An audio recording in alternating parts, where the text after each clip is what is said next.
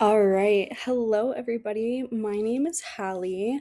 I chose a interesting patient for the case study, and I chose this very early in the semester as I didn't really know a lot about otitis media.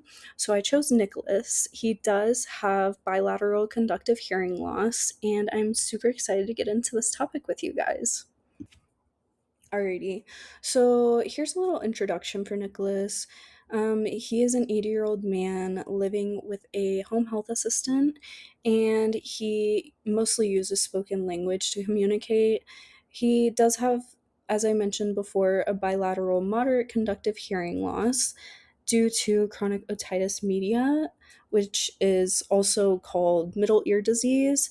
You'll hear me referring to this as COM throughout my presentation. He does have bilateral osseointegrated hearing devices, and they are bone conductive hearing devices. His goals are better management for home communication, medical communication, family, and just social communication, because he has been struggling with that lately. So, what does the history of this kind of diagnosis look like? It can look different depending upon patient to patient. This patient started off with recurrent ear infections, including drainage and fullness, that was paired with a hearing loss or reduced hearing after each infection. Um, because of that, Nicholas's doctors wanted him to do some behavioral testing. He underwent pure tone audiometry, tympanometry, speech recognition testing, as well as bone conduction testing. And this led to seeing large air bone gaps, confirming that he did indeed have a bilateral moderate conductive hearing loss.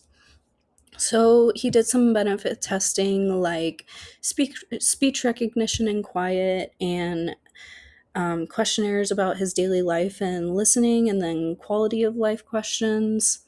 And then it was decided that Osseo integrated hearing device would improve Nicholas's access to sound, speech understanding, and everyday communication the best. In terms of estimated audiogram profile, I had trouble coming up with my own audiogram, so I was able to find one on one of my references, and this is from Buzo in 2023. Um, this audiogram shows elevated air conduction thresholds with near normal bone conduction thresholds. There's a significantly large air bone gap here, though. But I just want to be clear that this illustration is just an example. It does not actually represent Nicholas's test results, because I don't have the patient right in front of me, sadly. Um, so all of this is just estimates of what it could look like. The origins of something like COM, um, like I said before, are kind of different depending on patient to patient, but mostly the same across the board when it comes to middle ear pathology, test patterns, and daily impact. So, Nicholas's hearing loss is caused by chronic otitis media, where repeated middle ear infections have restricted the movement of eardrum and ossicles. This creates conductive hearing loss because sound can't officially move through the inner ear through the cochlea. It's still functioning normally, but as a result, we expect normal bone conduction thresholds, elevated air conduction thresholds, and really good word recognition when speech is loud enough. Since the problem is in the middle ear, osseo integrated device is most ideal because it bypasses the damage of the middle ear and sends sounds directly to the cochlea. So, how does this fit into Nicholas's lifestyle? Why an osseo integrated hearing device? I think this gives Nicholas everything that he was looking for improvement with.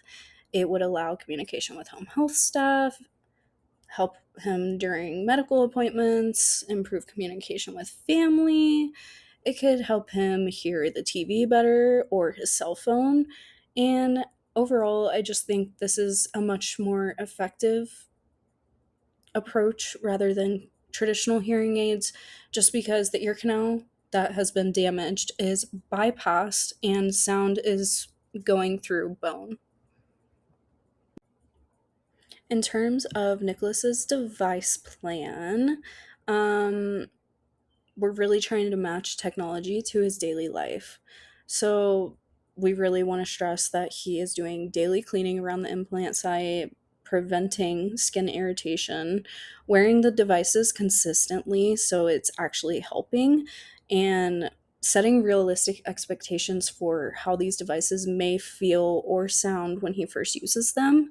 We want to make sure that he does the annual audiology follow ups with his caregivers and providers to ensure that his devices are working as they should. And we want to make sure that Nicholas has a battery and recharge routine. Um, we need to let Nicholas know when to reach out to his audiologist and when counseling and things like that are needed, so he knows how to reach out and when to reach out. So basically, what you can conclude from the last few things I've said is oral rehab really does reduce effort in Nicholas's daily life. Nicholas's oral rehabilitation plan combines auditory training, speech reading, environmental modifications, communication repair strategies, device management, and outcome monitoring. All of these strategies support participation in daily activities while reducing the listening effort associated with hearing loss in older adults. This comes directly from Asha from Fernandez in 2026. Would Nicholas benefit greater from individual or group therapy? Honestly, I think this is the kind of individual that deserves both types of therapy. Individual will offer him device management, communication strategies, auditory training, and then group therapy will give him a support group of peers just like him. Um, it will help him practice conversations and reduce social isolation of what he's going through. Um, he could even use a communication partner that he lives with, like his home health nurses, or give his kids a call or some of his close friends to practice communication strategies with him that he's learned through therapy sessions. I have come up with some questions of what a family counseling session could look like in with a patient that has COM. When counseling Nicholas and his family, it's really, really important to set realistic expectations of what Nicholas might experience. Um, so even with these OCO integrated devices, conversations in noisy environments are still going to be extremely challenging, if not more challenging. So it is so essential to have strategies like reducing background noise, moving closer to speakers, or using a microphone in some situations that can help him when he needs it. I'd explain Nicholas's test results in the simplest terms that I could, and that the problem is really in the middle ear while the inner ear is working very well. That's why the OCO integrated devices are effective for Nicholas. And finally, I just make sure to review device care, like cleaning the external processor and keeping it dry, checking the skin around the site to ensure there's no infection forming. And then I would ensure everybody in his family knows how to reach out to the audiologist if Nicholas is experiencing pain, drainage, or any changes in sound quality. So, key takeaways for Nicholas. I really want him to understand that access to sound is only the first step for his treatment plan. I want him to know that his middle ear disease really did cause his hearing loss. I want him to know that his devices bypass the damage that has been done at his middle ear, and that rehabilitation will continue to improve his communication. I really think that counseling and family involvement will improve outcomes for anybody with this type of diagnosis, and ongoing audiological follow up is essential.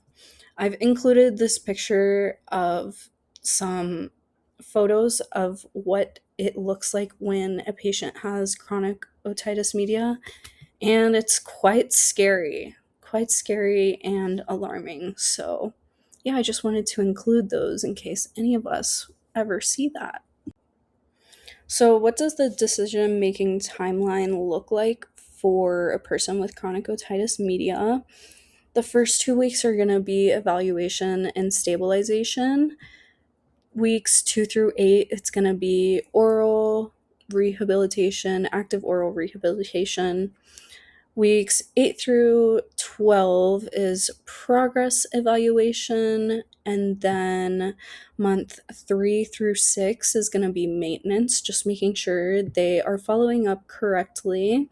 And then long term care will consist of an audiologist following up every 6 to 12 months and just continuing monitoring, because chronic otitis media obviously can reoccur still. And we just want to make sure the patient knows to seek earlier care for drainage or pain that reduces hearing, dizziness, or implant site irritation. And lastly, here are my references. I um, hope you guys enjoyed my presentation, and please let me know if you have any questions. I absolutely loved learning more about COM and what it can do to people who have it, and I hope you guys did too.